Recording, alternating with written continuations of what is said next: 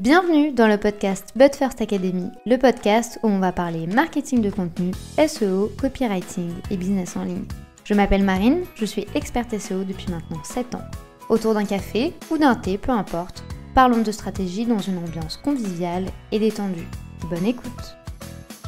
J'espère que vous allez bien, je vous souhaite la bienvenue dans un nouvel épisode de podcast où aujourd'hui je vais traiter la question à 10 000 $, la question que l'on me pose constamment, qui est de savoir pourquoi mon contenu ne vend pas. Pourquoi mon contenu ne convertit pas, pourquoi je n'obtiens pas de résultats avec mon contenu.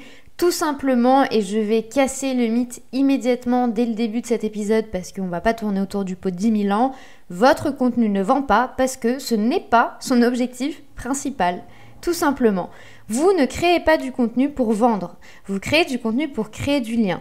Et je suis désolée de vous décevoir, mais votre contenu ne va jamais vendre parce que votre contenu n'a pas cette vocation et c'est d'ailleurs pour ça que c'est une stratégie de marketing et non pas une stratégie commerciale. À l'inverse, et c'est là toute la nuance, votre contenu doit donner envie d'acheter.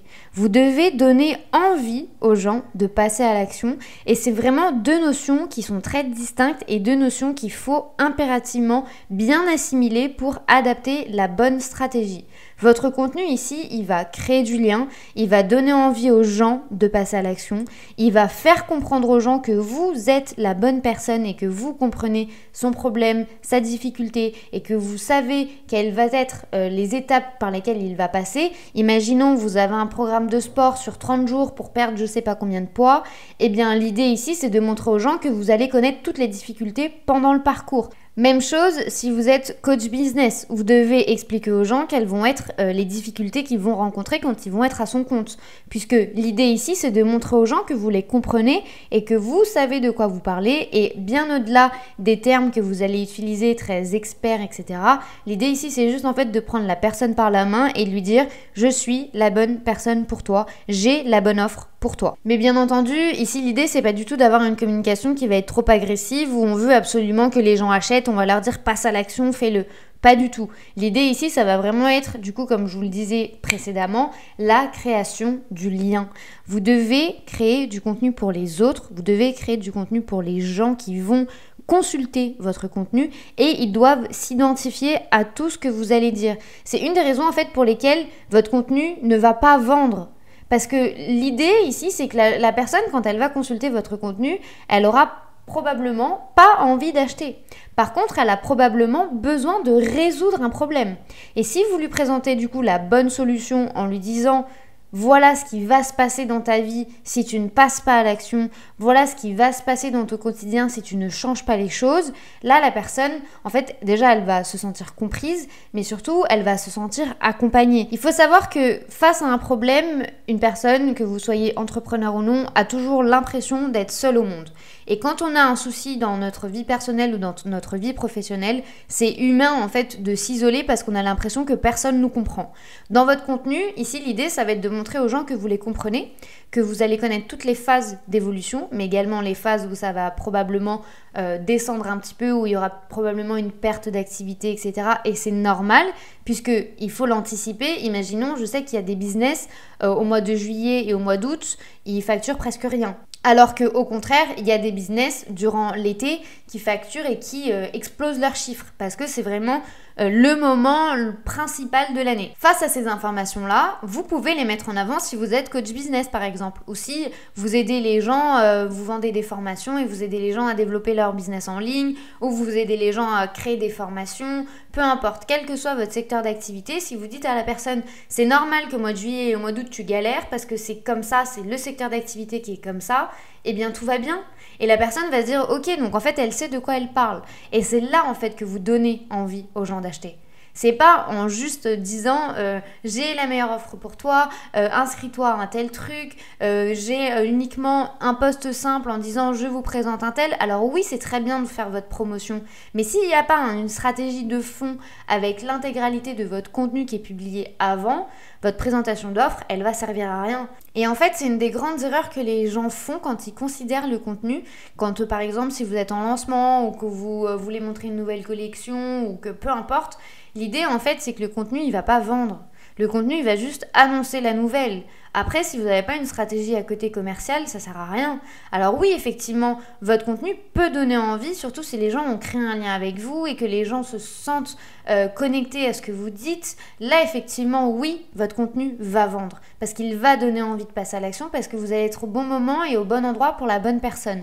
Par contre, au contraire, si vous ne faites pas tout ce travail stratégique en amont de considérer réellement la place du contenu au sein de votre business, eh bien je suis désolée de vous le dire, mais au-delà du fait que votre contenu ne va pas vendre, votre contenu ne va pas donner envie. Et c'est du coup maintenant que vous vous dites probablement, oui mais t'es mignonne, mais du coup comment on donne envie d'acheter grâce à notre contenu ?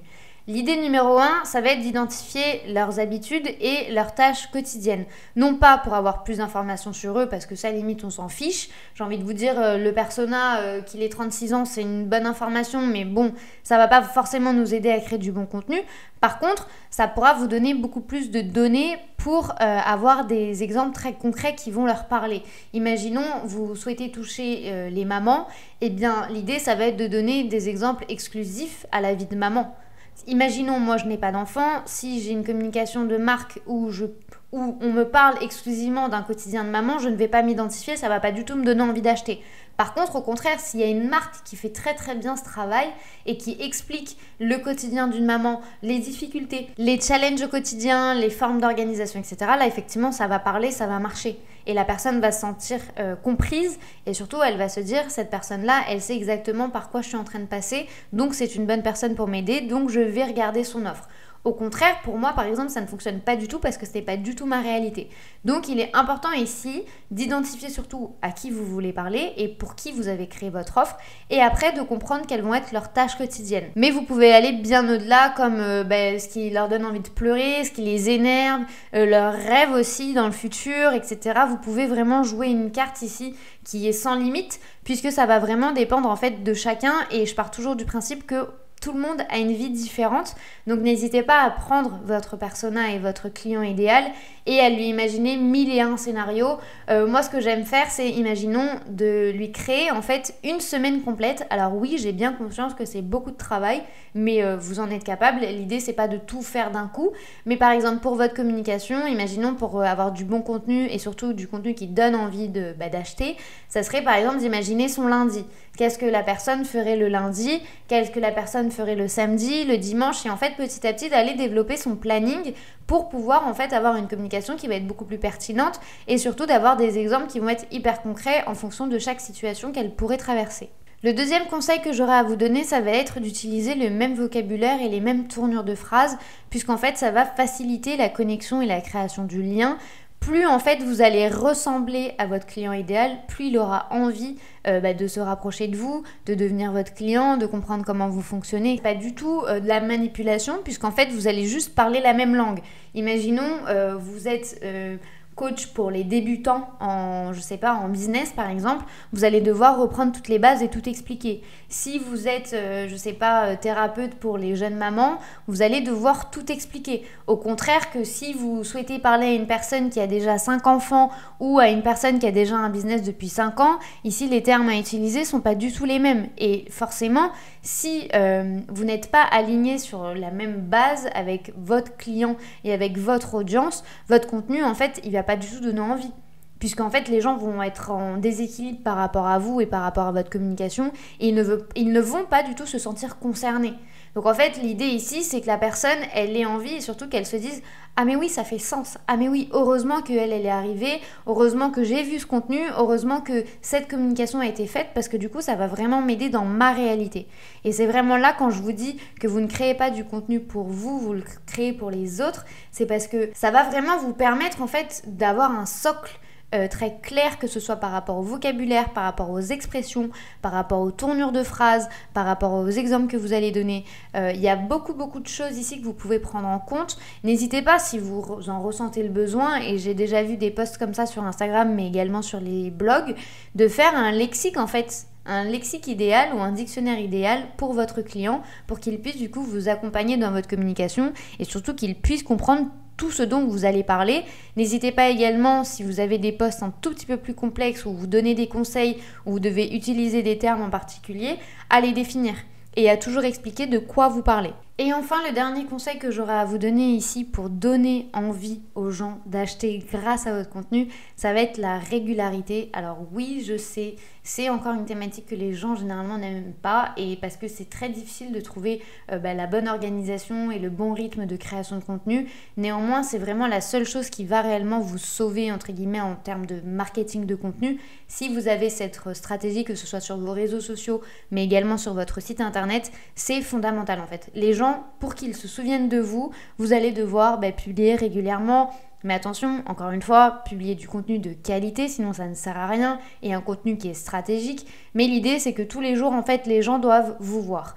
Que ce soit en story, en post Instagram, en article de blog, sur YouTube. Vous avez 1001 supports que vous pouvez utiliser. Je dis pas de publier au quotidien des articles longs, parce qu'un article par semaine, ça suffit très bien. Une vidéo sur YouTube, ça suffit très bien également.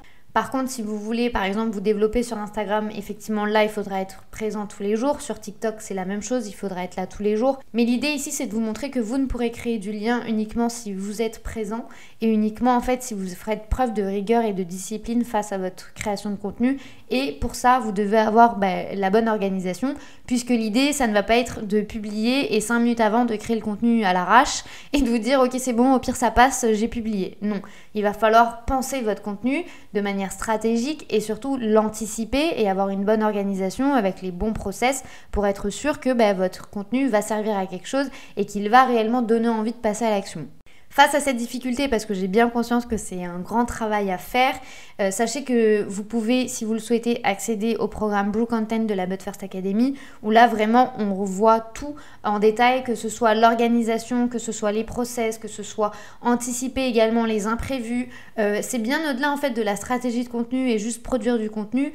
On voit tous les prérequis en termes de business pour être sûr que vous allez créer le planning qui vous convient et le planning sur mesure et que vous puissiez arrêter de dire je n'ai pas le temps, puisque en création de contenu c'est vraiment la phrase que l'on entend le plus souvent, je n'ai pas le temps, je ne sais pas quoi faire, je ne sais pas comment faire. Eh bien le programme Brew Content vous donne la main très clairement et vous montre étape par étape comment faire pour être sûr d'être présent régulièrement et surtout d'avoir un contenu qui va donner envie d'acheter et un contenu qui va être stratégique en fonction des envies de votre cible, mais tout en tenant compte des objectifs business que vous avez définis. Je vous mets bien entendu le lien juste en dessous de cet épisode de podcast, comme ça vous aurez accès à toutes les informations.